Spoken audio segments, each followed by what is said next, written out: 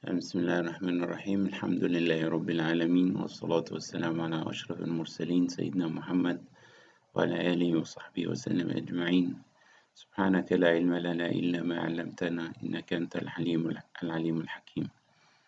اللهم علمنا ما ينفعنا وانفعنا بما علمتنا يا كريم. Dear colleagues, we are now continuing the lecture of hydrocephalus. We have finished with the regular types of hydrocephalus. Now we are dealing with some special types of hydrocephalus, which will include holoprosencephaly, hydranencephaly, Dandy Walker anomaly, and the Chiari malformation. Starting first by the holoprosencephaly, which is a type of hydrocephalus where there is no differentiation into the ventricular system, but in the most common type, which is the A-lobar type, you can see that the ventricles are only represented by a single midline cavity filled with CSF. And based on the ventricular differentiation, we have three types. The A-lobar type, where there is a single ventricular cavity in the midline.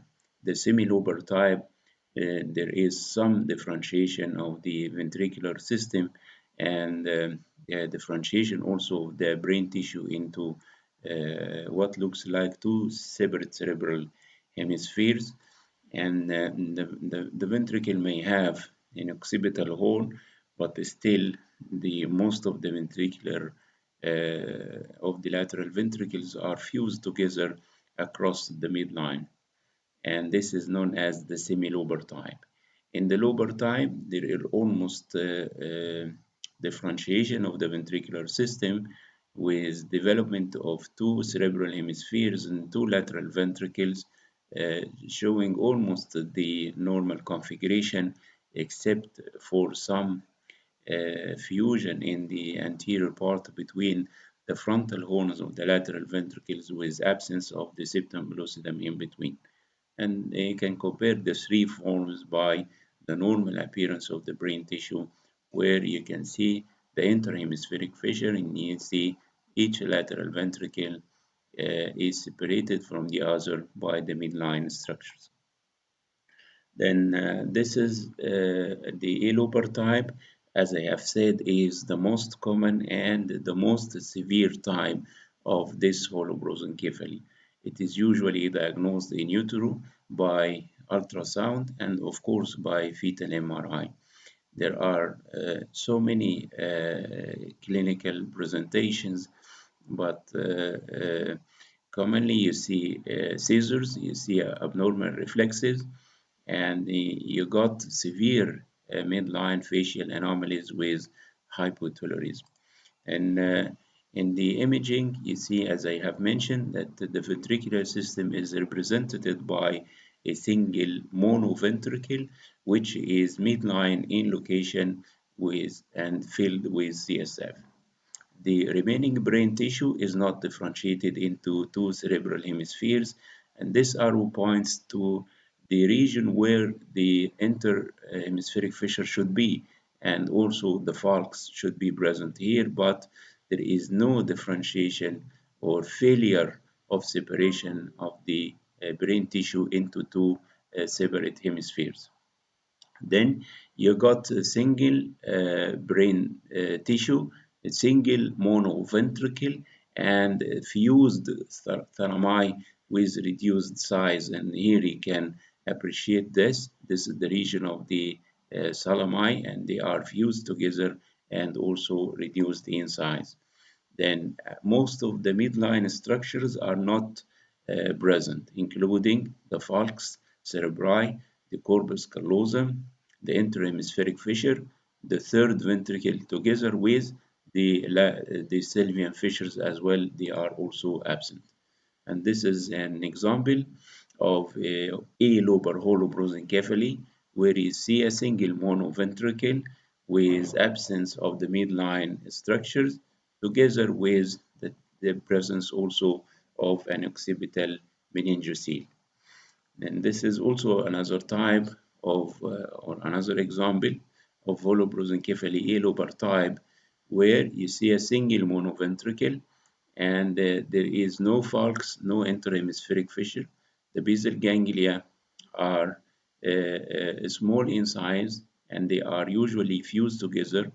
The posterior fossa looks in most of the cases normal in appearance. A third example of holoprosencephaly with single monoventricle and the posterior fossa looks normal. Then the semilobar type, there is partial attempt at brain diverticulation, and you may have the appearance of two cerebral hemispheres, but the the interhemispheric fissure is not formed or not well formed. The ventricles are still fused across the midline with a classic configuration known as H-shaped monoventricle. The ventricle is a single cavity having the H appearance, and there may be development of the occipital and the temporal horns of the lateral ventricles. And this is an example of holoprosencephaly. The third ventricle is looks to be present, but the lateral ventricles are fused across the midline with an attempt to form the occipital horns as well as part of the temporal horns. But the interhemispheric fissure is absent, the falx cerebri is also absent. And this is a less severe form of semilobar holoprosencephaly, where you can see there is part of the falx and the ventricles have the frontal horn and the occipital horn. The third ventricle is present, but higher up you see the ventricles as a single chamber. There is no septum pellucidum and they are fused together across the midline. This is also an example where you see more attempt at the differentiation of the lateral ventricles as well as the third ventricle. The posterior fossa is good. The supratentorial ventricles are fused together, forming a single cavity.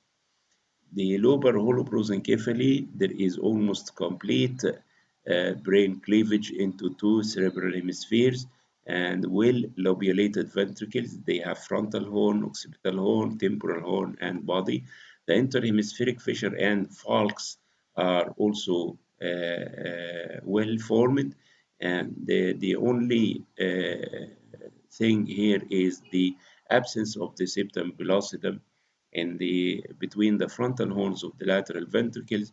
And in the coronal images, you see this very characteristic configuration of the frontal horns of the lateral ventricles, which is known as the box-like frontal horns. Then this is also a lobar type holoprosencephaly. In the coronal image, you cannot see the septum pellucidum, and you see the box-like configuration of the frontal horns. Then we came to the second type, which is hydrocephaly. And in this disease, there is absence of most of the cerebral tissue. And the basal ganglia are present, the thalami are present, parts of the frontal and the temporal lobes are also present, and the cerebellum is normal, and the falx, which is very important here, the falx should be present. Then you see a huge cavity which is filled with CSF, and the falx cerebri is present. And this one of the ways to discriminate between holoprosencephaly A lobar type and the hydrocephaly. The brainstem is small and atrophic, and there is a large sac filled with CSF, and this sac is devoid of neurons. The wall of the sac is fibrous tissue. There is no brain tissue, and this means that if you shunt this hydrocephalus, the patient intelligence will not improve because the wall of the ventricle is made of fibrous tissue. Also, there is major abnormalities in the circle of Willis with absence of the anterior cerebral and the middle cerebral artery.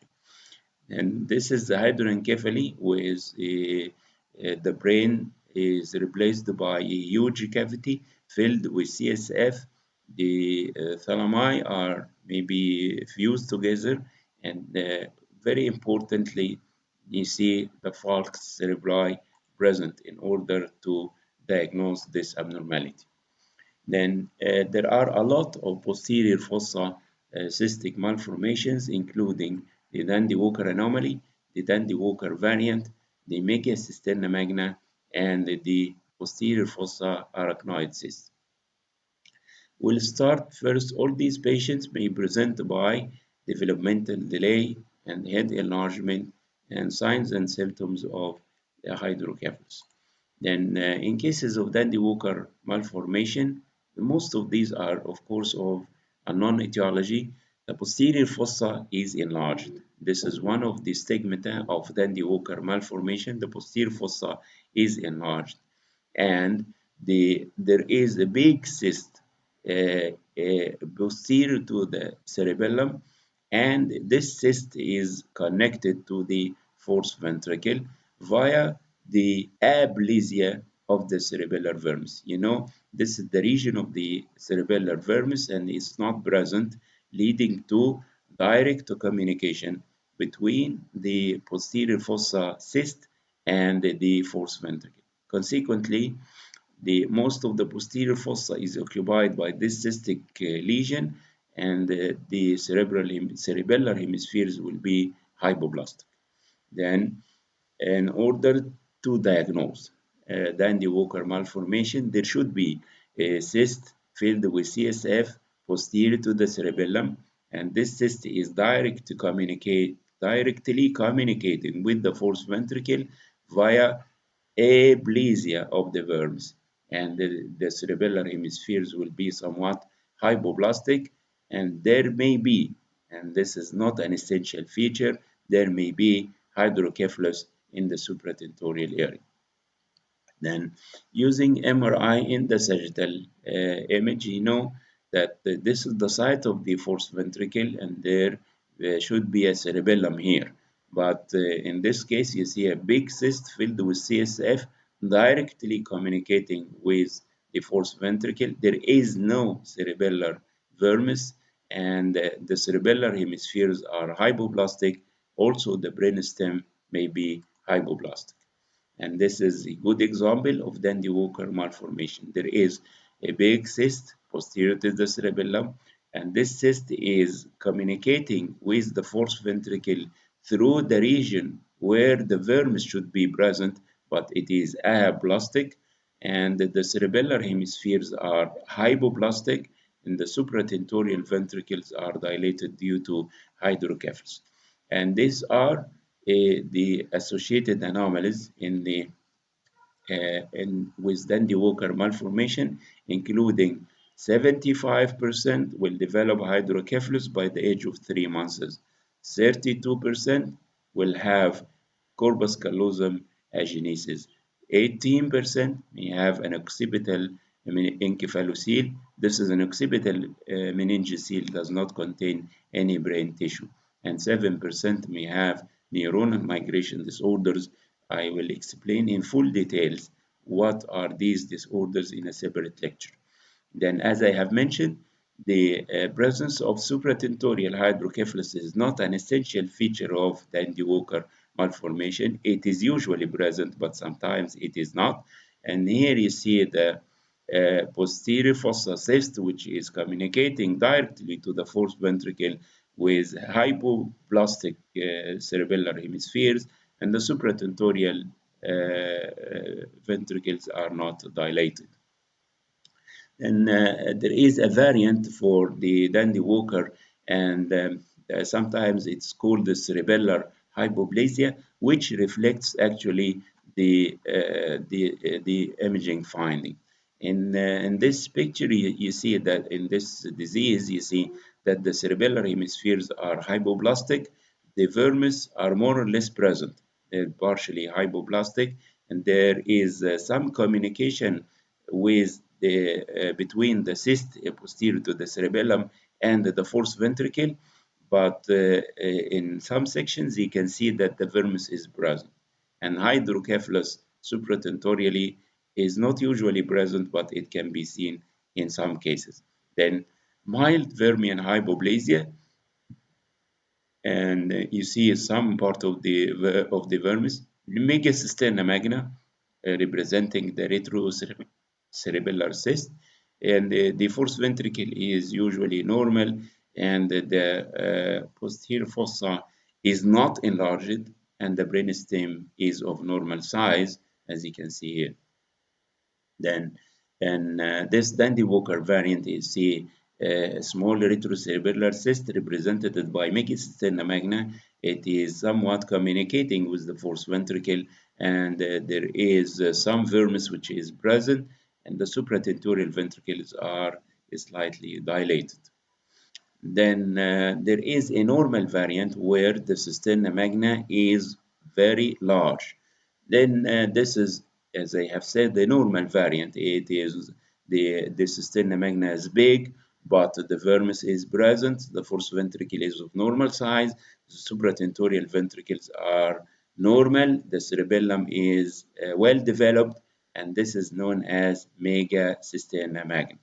The megacisterna magna is a normal variant, just an enlargement of the cisterna magna posterior to the cerebellum. And one of the helpful diagnostic criteria for the megacisterna magna separating it from the rest of the posterior fossa abnormalities is the presence of these internal septations, which are known as subarachnoid septa or dural folds.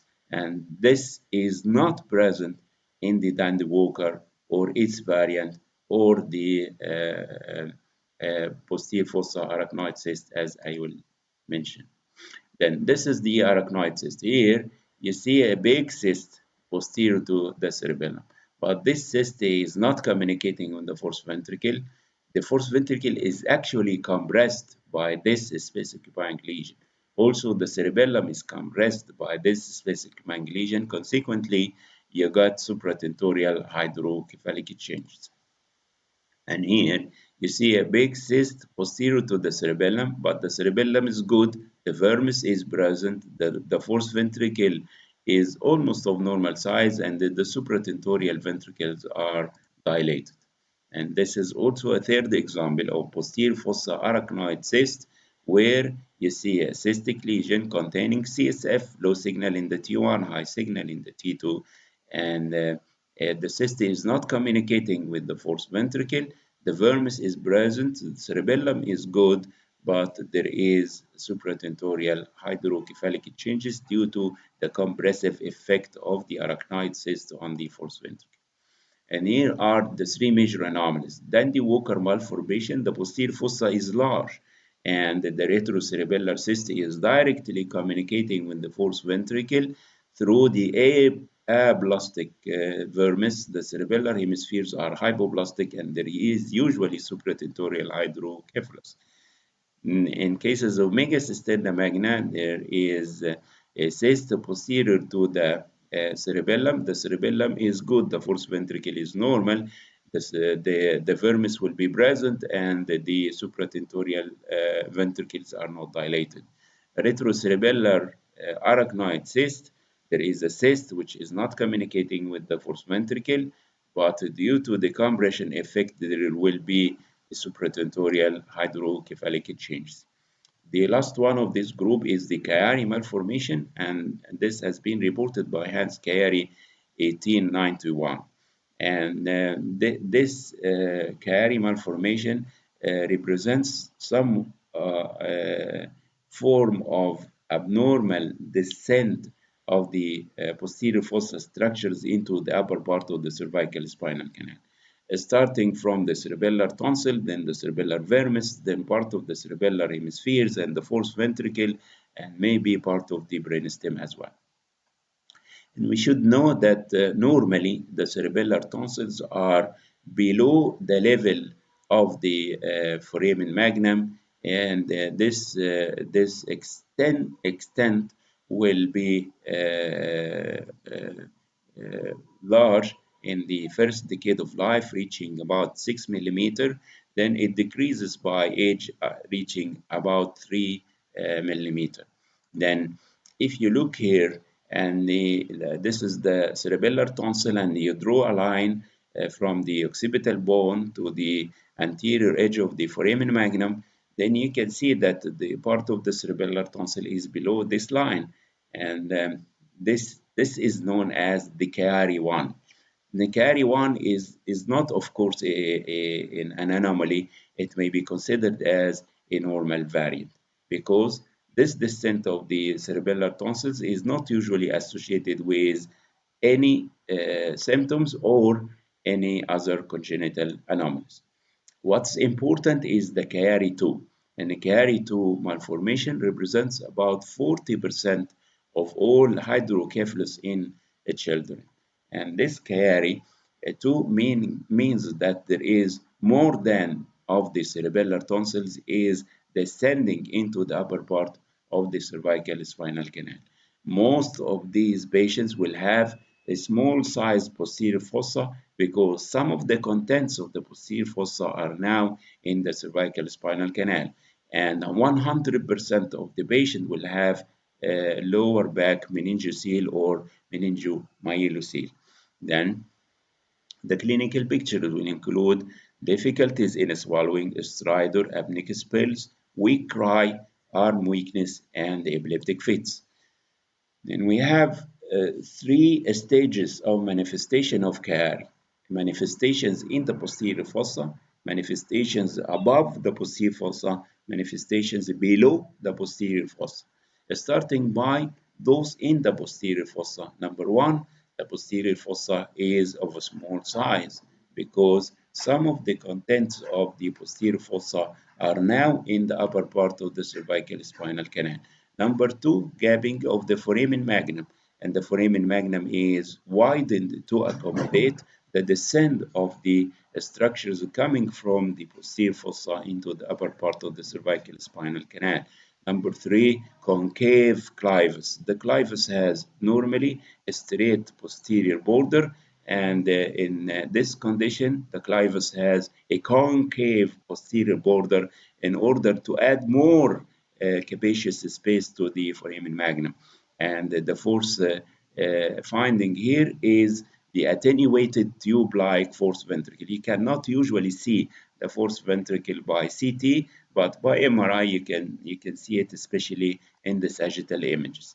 Then this is a Chiari malformation in the posterior fossa. You can see if you have lower section than this, you can see most of the findings that I have mentioned.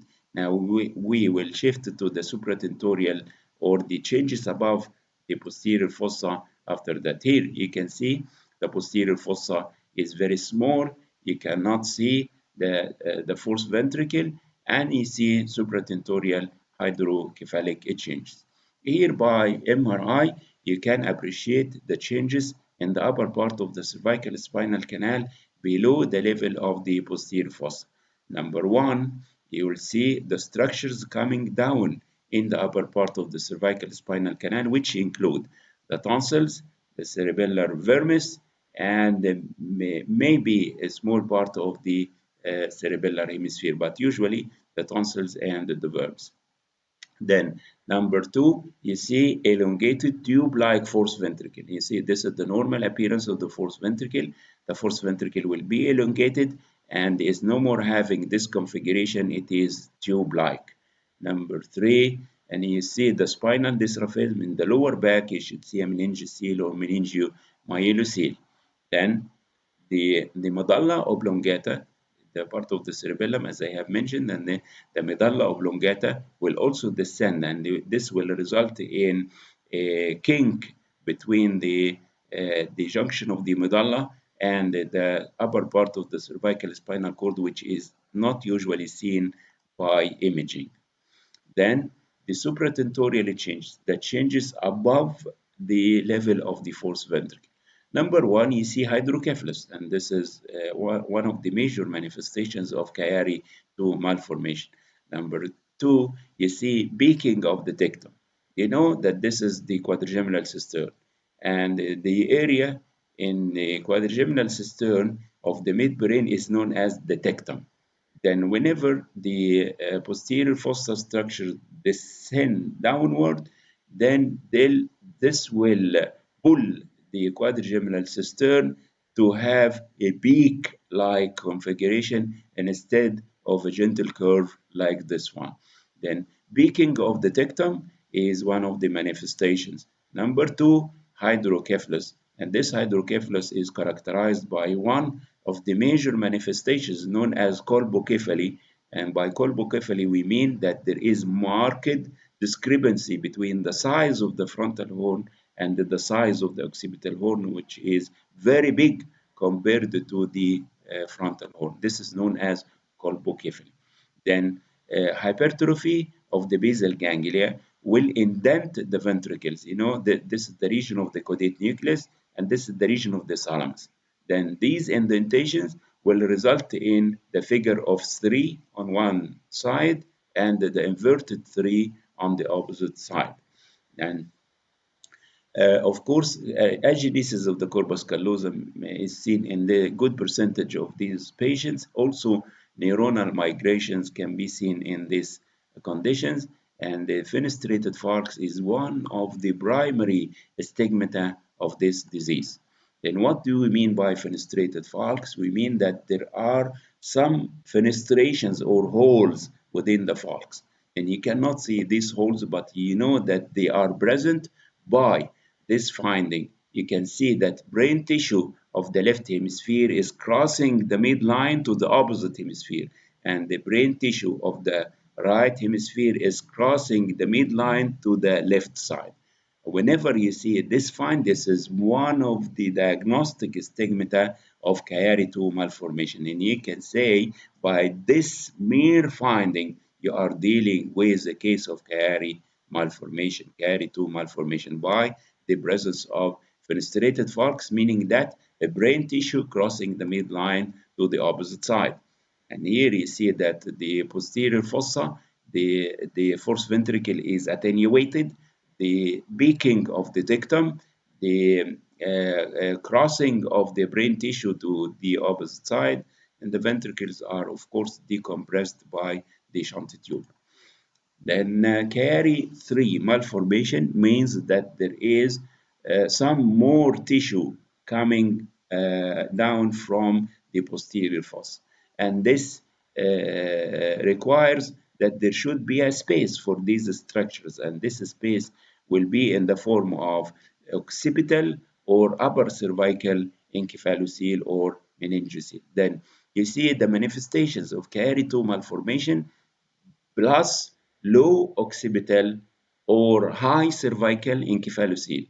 Encephalocele in this area between the occipital bone and the cervical spinal canal. The contents of the encephalocele, part of the cerebellum, maybe occipital lobes, the medulla, the bones, and the fourth ventricle. And the herniated tissue is, of course, is abnormal. And this is a case of Chiari-3 malformation. You see a very big encephalocele containing brain tissue and cystic CSF space, which is communicating with the fourth ventricle. And this may indicate the presence of Dandy Walker malformation as well. And here is another example. You see, you can call this not Chiari, you can call this encephalocele, occipital encephalocele. But sometimes you may call this an Chiari-3 malformation, where you see an occipital encephalocele or upper cervical encephalocele containing the descended brain tissue. Then some of the literature mentioned that there is a fourth type for the Chiari, and of course it is not belonging to the Chiari because nothing has been descended into the upper part of the cervical spinal canal. Instead, you get severe hypoplasia of the cerebellum. The cerebellum is very, very small, Also, the brainstem is very small. The posterior fossa is mostly occupied by CSF. The brainstem is small. No hydrocephalus. The supratentorial ventricles are of normal size, and no other CNS anomalies. So it is better to call this severe cerebellar hypoplasia, not carry a malformation, but it is included in the literature and under this title. Finally, we have some words about the corpus callosum. And you know, the corpus callosum is a commissural fibers made of four parts connecting the two cerebral hemispheres. And the four parts of the corpus callosum are the rostrum, the genu, the body, and the splenium. And they are formed the genu first, the body second, the splenium third, and the rostrum at last. This is very important because whenever there is agenesis or partial agenesis of the corpus callosum, the finally formed structures will be the first to be aplastic. Then, if you look here, this is the normal appearance of the corpus callosum, and this is a case of partial agenesis. You can see the genu and part of the body. You cannot see the splenium and you cannot see the rostrum. And this is a severe type of hypogenesis of the corpus callosum. Of course, MRI is very good here compared to the CT. And you see only part of the genu and the anterior part of the body. Most of the corpus callosum is not present. In the CT images, the clue for the diagnosis of agenesis of the corpus callosum is that you see that the lateral ventricles are separated away from each other from the midline, and they have no configuration. They are stem-like or stick-like. The ventricles have no frontal horn, no occipital horn, no body. The configuration of the lateral ventricles is usually obtained by the presence of the corpus callosum. Then you see straight lateral ventricles that are separated away from the midline because of the absence of the corpus callosum. Then you see here, this is the normal appearance of the corpus callosum, and here you cannot see any traces of the corpus callosum. This is total agenesis. The brain tissue is in direct contact with the wall of the ventricle, and many times you see that the third ventricle is pulled up between the lateral ventricles. This is the third ventricle, which is now occupying the space of the corpus callosum between the lateral ventricle. And sometimes you see the third ventricle at its normal site, and instead then you got an arachnoid cyst in the region of the corpus callosum. And this is absent corpus callosum is better evaluated in the sagittal T1 weighted images, but here you cannot see that the ventricles are separated and the third ventricle is elevated. Then in the sagittal image, you see that there is no corpus callosum at all, and the brain tissue is in direct contact with the ventricular system. One of the lesions that can affect the corpus, of course, it can be affected by many of the lesions like hemorrhage and tumors, and this was to be mentioned in the lipoma of the corpus callosum.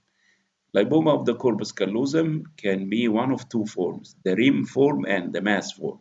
And here you see a high signal lesion in the T1 weighted images, meaning that it is made of fat involving the posterior part of the corpus callosum.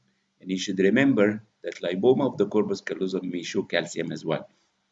And this is an example. These are the ventricles which are separated by this fat density with marginal calcification.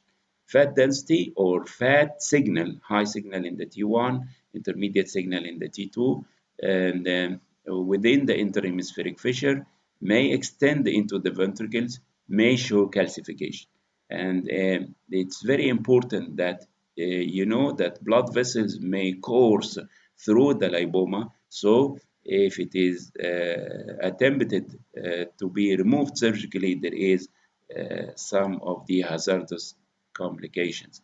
In the T1 weighted images, you see high signal, and the T2 weighted image, you see low signal, and you may appreciate the presence of the vascular structures, and this is a corpus callosum lipome.